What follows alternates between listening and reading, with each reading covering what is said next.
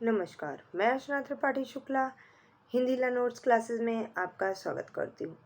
आज मैं आपको सिविल प्रक्रिया संहिता धारा 21 से लेकर के धारा 25 तक बताऊंगी। इससे पहले की वीडियो में हम आपको धारा 20 तक बता चुके हैं, तो उससे संबंधित अगर आपको कोई भी डाउट है, कोई भी संदेह है, आपको कुछ भी नहीं समझ में आ रहा है, कोई पॉइंट नहीं समझ में आ रहा है, तो आप कमेंट बॉक्स में जाकर के कमेंट कर दीजिए।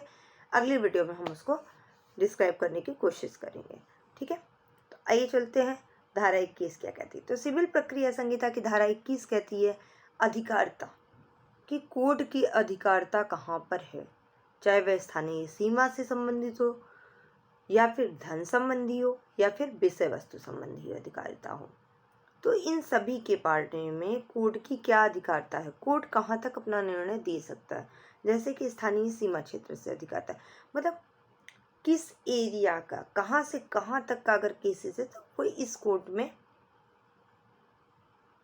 फाइल होगा, उसका निर्णय ये कोर्ट दे सकेगी। ये स्थानीय सीमा संबंधित अधिकारिता हो गई। धन संबंधी अधिकारिता, कितने रुपए तक के केसेस को ये कोर्ट डील कर सकती है, ये आपका धन संबंधी अधिकारिता हो गया।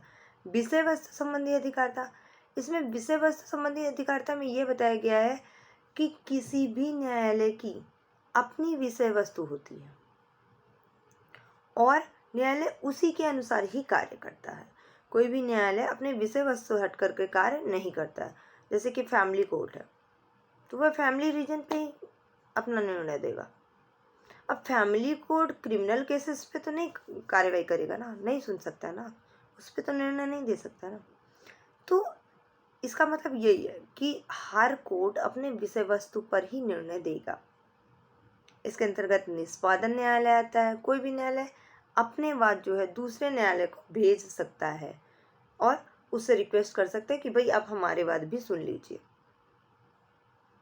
इसके अलावा इसके अंतर्गत एक न्यायालय के द्वारा डिक्री दिया जाता है तो दूसरे न्यायालय के द्वारा उसका पालन किया जाता है।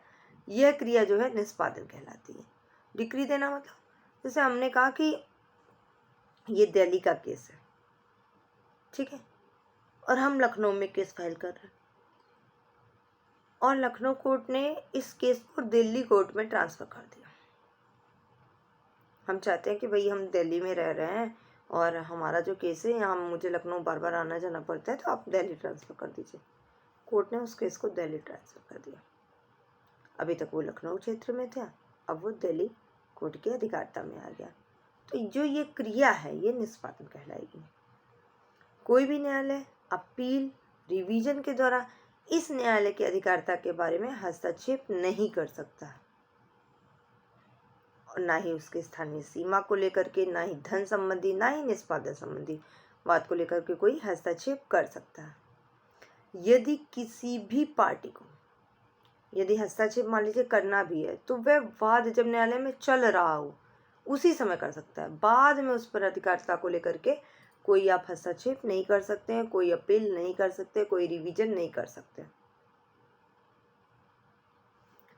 अगर वाद निष्पादित हो जाता है तो फिर उसके बाद पे अधिकारिता पर आप अपील कर सकते हैं।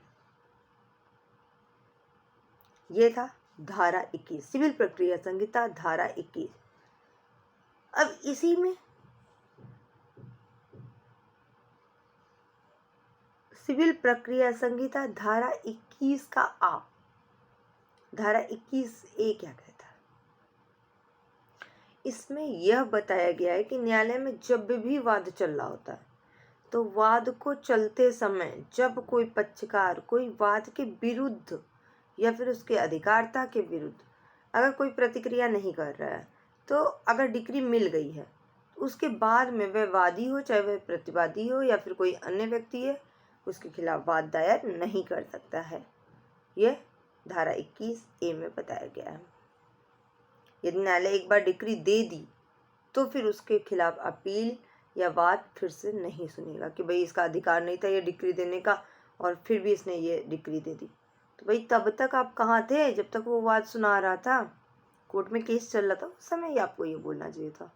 अब डिसीजन दे दिया तो आप कह रहे हो फॉलो नहीं कर पाएंगे क्योंकि ये उसके अधिकारिता क्षेत्र में ही नहीं था। पूर्व न्यायालय से आशय यहाँ पर उस न्यायालय से जहाँ पर पहले न्याय किया गया हो। और वहां से डिक्री प्राप्त हुई हो। अब आइए धारा 22 में। धारा 22 क्या कहती है? धारा 22 कहती है कि जब भी कोई वाद एक से अधिक न्यायालय में संस्थित किया जाता है तो उसको आंतरित करने की शक्ति का वर्णन इसमें बताया गया।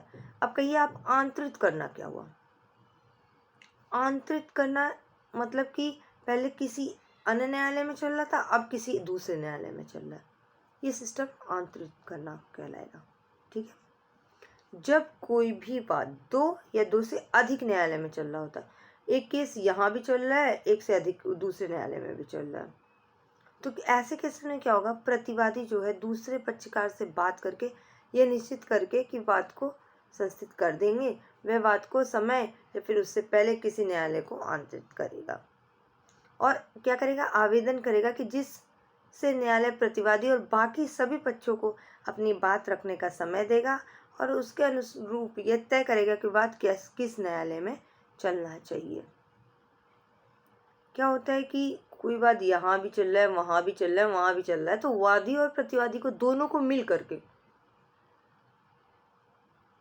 जिसमें किसी को भी कोई दिक्कत ना हो, ऐसे आवेदन करके उस वाद को एक ही न्यायालय में आंतरित कर सकते हैं। जहां पर अधिकारता रखने वाले एक से अधिक न्यायालय होते हैं, वहां पर सभी न्यायालय एक ही अपील के अंतर्गत आते हैं, तो वह धारा 22 के अनुसार आवेदन कर सकेगा। किसी भी एक में न्यायालय में आप कर लो, मान लो अलग अलग है तो कि उच्च न्यायालय में कर लो, और उच्च न्यायालय में ऐसे केसेस में उच्च न्यायालय में अपील करने की अधिकारता होती है। यदि एक ही जगह पे दो न्यायालय हैं तो जो बड़ा न्यायालय, जो उच्च न्यायालय होगा, तो उच्च न्यायालय में अपील करने के लिए आप आवेदन कर सकते हैं। ये धारा 23 के अंतर्गत आएगा। अब धारा 24 क्या कहती है? धारा 24 कहती है कि अंतरण और प्रत्याहरण की शक्ति को बताती है। अब भाई, अंतरण क्या है, प्रत्याहरण क्या है, तो वह मैं आपको बता देती हूँ।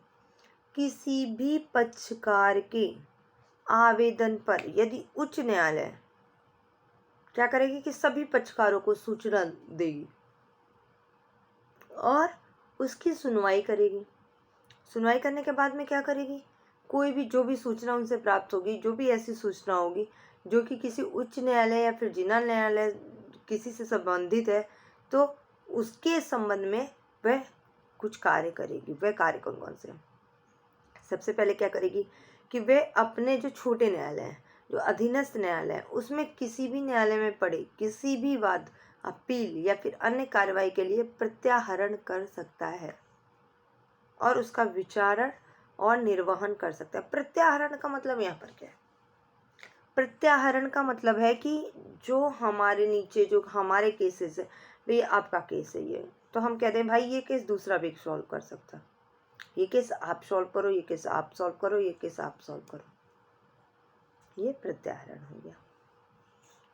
विचारण और निर्वहन।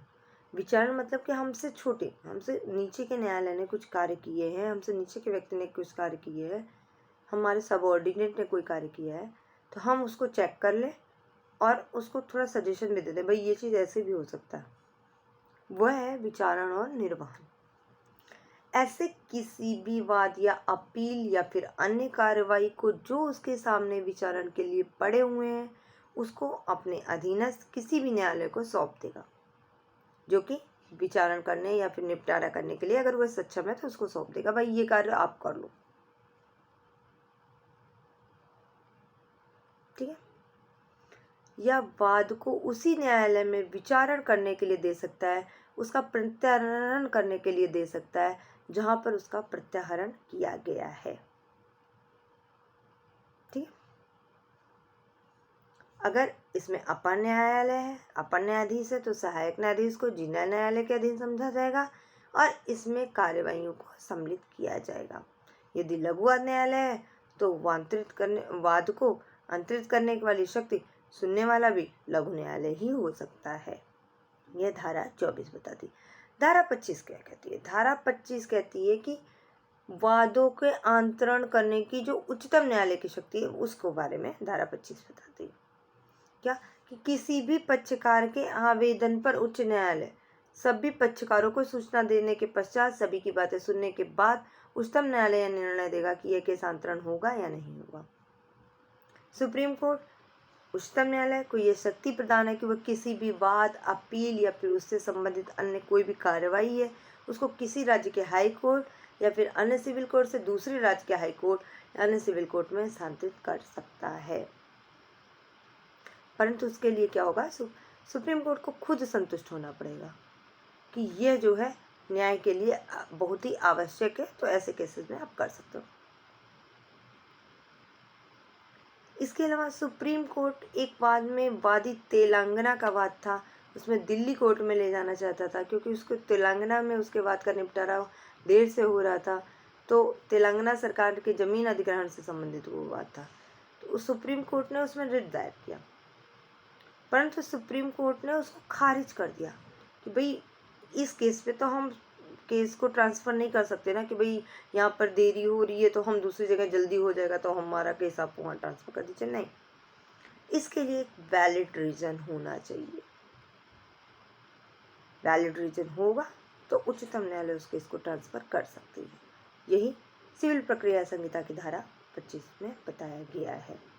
तो अगर आपको हमारी ये वीडियो पसंद आई हो तो प्लीज़ लाइक करें, शेयर करें, सब्सक्राइब करें, बेल आइकन दबाना बिल्कुल मत भूलिए, जिससे कि हमारी ये वीडियो आपको लगातार मिलती रहे। आपके जो भी पढ़ने वाले दोस्त हैं, जो भी स्कूल में टीचर्स हैं, आप उनसे भी इस वीडियोज़ के बारे में बात कर सकते हैं, उनको भी वीडियो शेयर कर दीजिए, जिससे कि क्या होगा, ज़्यादा से ज़्यादा लोगों को ये नॉलेज मिल सके। धन्यवाद।